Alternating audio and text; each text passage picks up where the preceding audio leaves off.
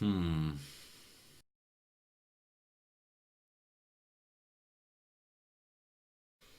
Who's responsible? All right, ladies and gentlemen, MrSotko here. Welcome back to the channel. And today we're going to solve whoever dumped the price of Bitcoin before the all time high. And I know I'm kind of looking like a single mom from the 90s who's just above the poverty level. Like, she's doing okay. She can't, like, she can get the Christmas presents for the kids but not quite for herself because I'm wearing this flannel, which is a very early 90s thing to do, but that's okay. So we're going along, we're doing pretty good, and then all of a sudden, what is this all about? A gigantic whale comes along and sells it. Well, we're going to get to the bottom of it. And I was on the Saucy cryptocurrency Reddit, and I saw this guy right here. Who would sell their bitcoins before the all-time high of $20,000? This douche nozzle right here sold some of my bitcoins, what, at $15,800 right at the top. Oh my god. And could proudly buy this Porsche Boxster GTS. Sorry for not honoring the Lambo meme. Hey buddy, you're no longer allowed on the forums. If I was an admin, you'd be out of here. Kind of a joke, but still. And moving on here, no Lambo, but my healthcare debt is gone? What? Who would pay off their healthcare debt before the 20,000 point of Bitcoin? You know what is going to happen to these people? Actually, I'm getting a news report right now about my gigantic news team that runs the operations that you just can't see, and I never show because I don't want to, right? So this guy is selling off his cryptocurrency, and we're actually going to run that news feed right now. Here's what's going on. FBI, open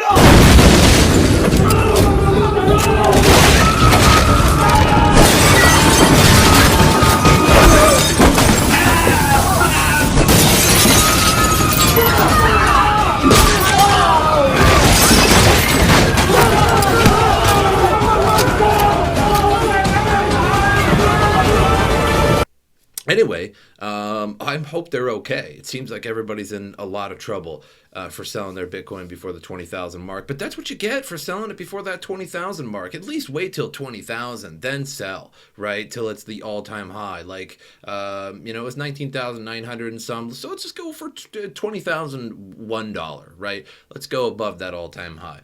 Hey, 3 reasons why traders expect Ether price to rally above $500 in 2020. And this is sort of what I agree with as well. Right now, Ethereum is something like $430, $440, somewhere around there. And I expect about $500. I think somebody commented on my channel and they wanted to know if they think that Bitcoin would go to $50,000 to $100,000. My answer was no. I don't think it's going to go to $50,000 to $100,000 in this bull run. I think it's going to take a little bit longer than that. They were also wondering if Ethereum would go to $5,000. No, I don't think so. I think the selling pressure would be way too high before that. But $500 is actually not that big of a deal, considering Ethereum 2.0 is going to come out and the staking frenzy is about to begin. In fact, it's already going. There's already people putting Ethereum into the phase 0 deposit contract, but we all know that everybody's going to sort of FOMO in at the last minute once the actual phase 0 and 1 are actually running.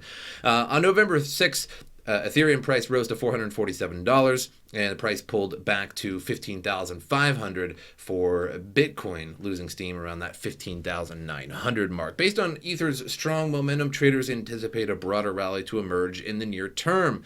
So in September, a pseudo-anonymous trader and chartist known as Crypto Capo tweeted an Ether weekly chart outlining 2 possible scenarios. The bearish scenario showed a rejection of the 360 support level, followed by a steep drop, which I just don't feel like that is going to happen. The bullish scenario showed confirmation of $360 as a support level and a potential run toward as high as $800. Now, that is a little bit high for my conservative taste on crypto, especially living through the 2018 bear market, which we won't really talk about here. However, that led me to be a little bit more skeptical and conservative with my Bitcoin and cryptocurrency outlooks and prices.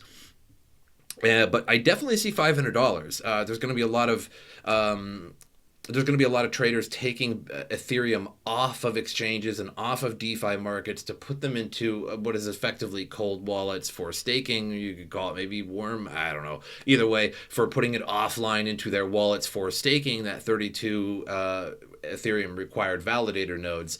And if you want to stake more than that, you have to have 32, 32, 32. So you wouldn't be able to just make a 32 Ethereum staking node and then put more on it and get more rewards. It doesn't work like that. And as same thing with going, okay, well, I have 32 for one validator node and I only have 16 left over. Well, can't make a second validator node. So that 16 ETH, well, you just can't use it, right? You're going to have to go out and buy 16 more ETH to make a second validator node, and so on and so on. So this is going to be a lot of Ethereum pulled off of the markets into wallets for that staking frenzy, which includes the DeFi market as well.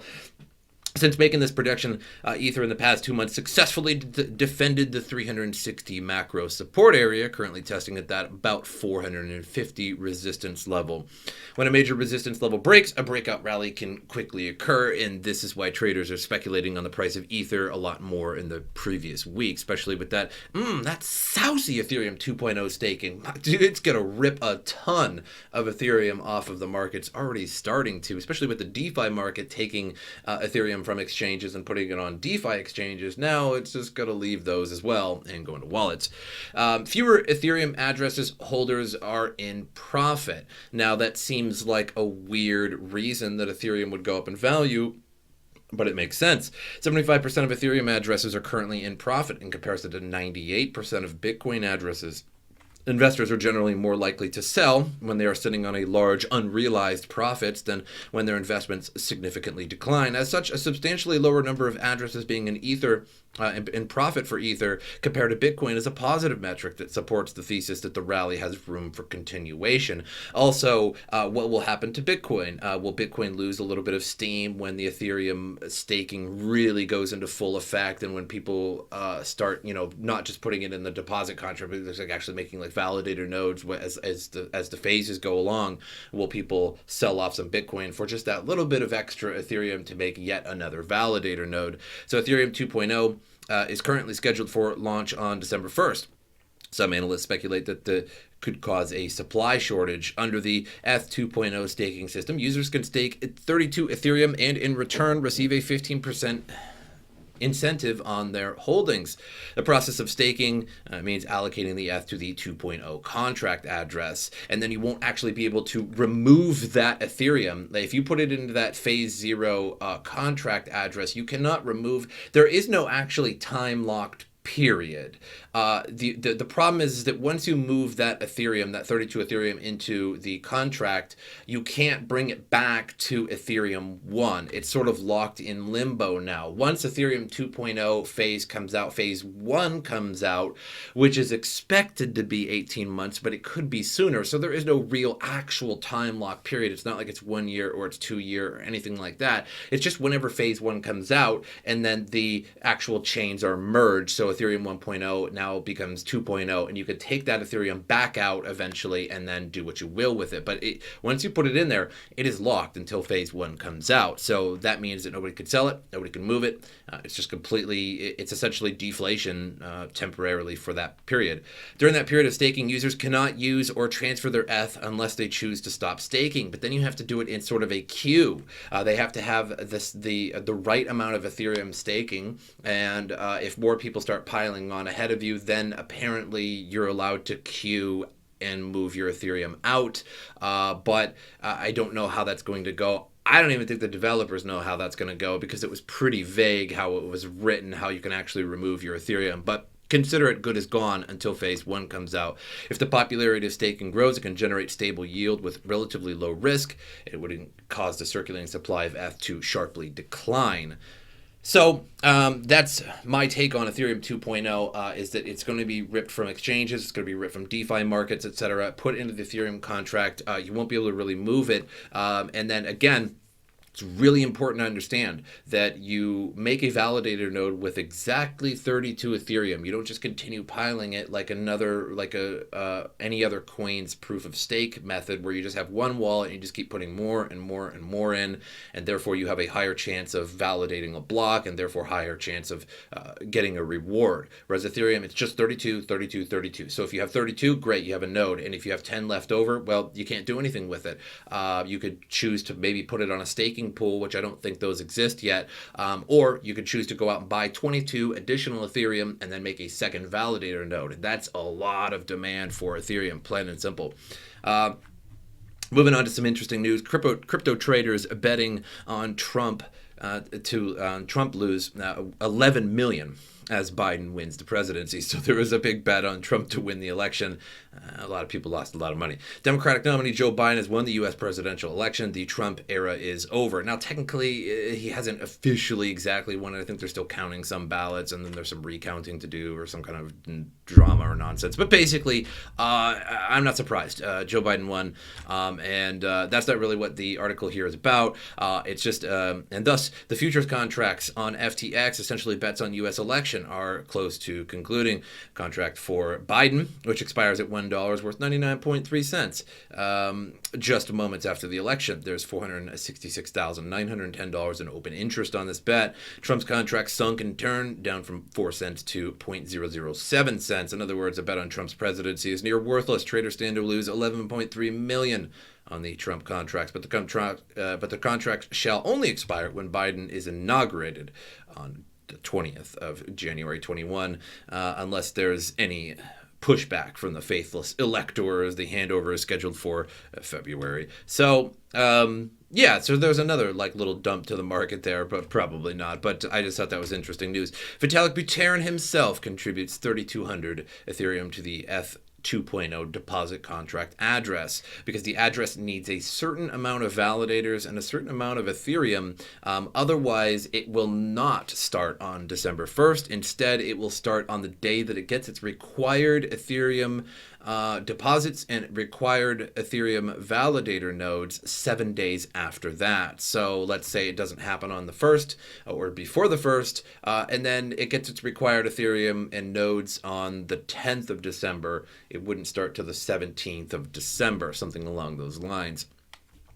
The newly launched deposit contract address for ETH2, the next generation version of Ethereum blockchain network, continues to grow, standing at 31,557 Ethereum as of press time. 3,200 Ethereum of that, roughly 1.3 million at current prices, was contributed by Ethereum creator Vitalik Buterin. I like to call him, I really like Vitalik Buterin, but I like to call him the worst MMA fighter of all time, because his neck is incredibly long, and he'd get choked out very, very quickly. Very, very, very quickly. I mean, probably me too. But Vitalik, man, whew, that's a neck. According to Etherscan, which tracks the network's blockchain data, when reached for comment, Buterin said he expects that the deposit contract will continue to attract people as stakers get their coins out of cold storage, get comfy with the tools, confident that the tools work, and that they're not accidentally throwing their coins away, etc. So that's probably a reason why a lot of people aren't just tossing their Ethereum in and making validator nodes and tossing it into the contract, etc., because they're just afraid that they're accidentally throwing their coins away. And I really don't blame them, because a new thing can be bad. And, I don't think Ethereum, or Vitalik Buterin, is being too kind here, because he's probably going to get the same rewards that everybody else does. As for whether the deposit contract will hit the requisite 524,288 ETH, constituting of 16,384 validators by December 1st, the earliest date upon which the genesis of Ethereum Phase 0 can commence. He went on to say, if you look at the Ether sale in 2015, for example, there was significant but disappointing level of participation on day 1, then very little on days 2 through 12, and then on day 13 and especially 14, there was a huge spike that ended up being like half of all the Ether that ended up going into the sale.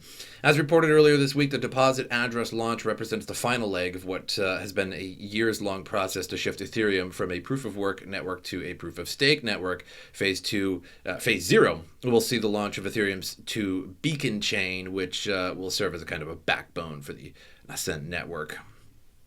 But yeah, it doesn't say it in this article, but basically they want to launch it on December 1st. And they need such and such ETH and such validators in order to do that. And if it doesn't, then it will launch 7 days after the requirement has been met. Again, so if it was only met on December 10th, it wouldn't launch till like 7 or 8, maybe 8 days after that. But moving on to CoinMarketCap, we had a little bit of dip in the market, but it looks like it kind of corrected a little bit. It looks like some whales, to be totally honest, it looked like some whales came along and sold a whole bunch, because we were sitting at 15,500, and it looks like there was a little catalyst here that brought it down to 15,002, and some people bought it back, and then it looks like some monstrous sales of some huge order came through and knocked it down by another $700 to 14,500 and some, and now we're just sort of climbing back up. And I don't think that dip is going to last very long or anything like that. I think we're still going up. Are we going to reach that 20,000 by the end of the year? It's hard to say because particularly December is always a really volatile year. It seems like every year either December super pumps the price of Bitcoin or it super dumps the price of Bitcoin. So it's really hard to tell anymore with crypto. It used to be somewhat predictable. Then after 2017 or 2018, it just really just sort of went the opposite way. But that's all I have for you guys today. Make sure you like and subscribe to the channel, like the video, share the video. All that helps me out a lot. And my social media in the description below. Give that a follow if you get the opportunity to do so. And as usual, I'll see you guys next time.